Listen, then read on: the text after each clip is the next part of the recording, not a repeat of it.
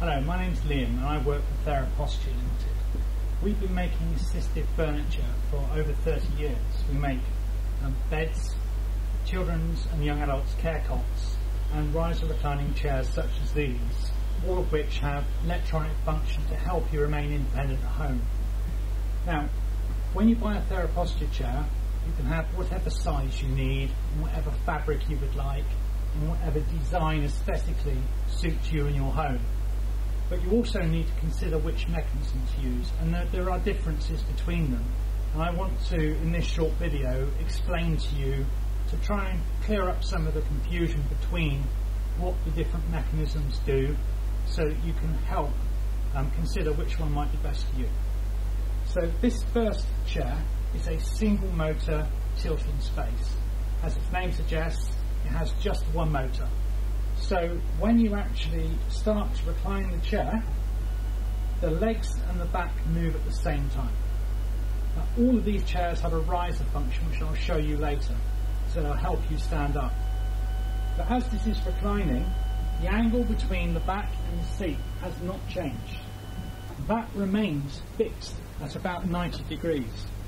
So you're actually going into a cradled position. The back can be very good for a number of reasons, particularly if you've got back or pelvic pain, because this part of your body has not flexed in achieving a reclined position. The other thing, and probably the most popular reason why someone may choose this mechanism, is the fact that the legs come up very high, almost a continuation of that angle. If the legs are very high, it means that any fluid retention in the lowered legs can be managed much more effectively. Now, the next chair we have is a dual motor, and again, its name suggests that there are two motors this time. But there are fundamental differences in the way this works. For example, when you recline, firstly you have one button operating a motor which lifts the legs up, and that can be done independently from moving the back. And you'll notice that the legs come up to roughly horizontal with the seat, which has never moved. There is no tilt or incline on the seat like we have here.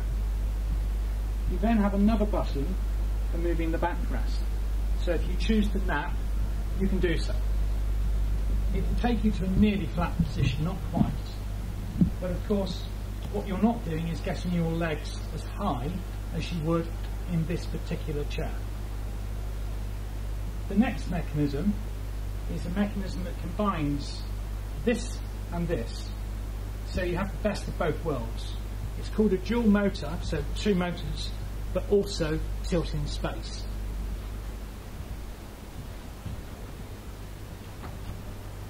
So again, by pushing and holding the button, the legs come up and the back tilts backwards to form this cradle, which we saw on the first chair.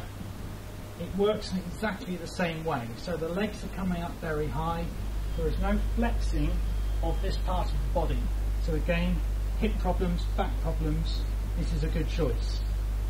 But what makes this chair different to the first single motor chair is that that second motor on this one will enable you to open that angle. So you can actually recline to a flatter position if you choose. So there you are. Those are the three most popular mechanisms that we provide.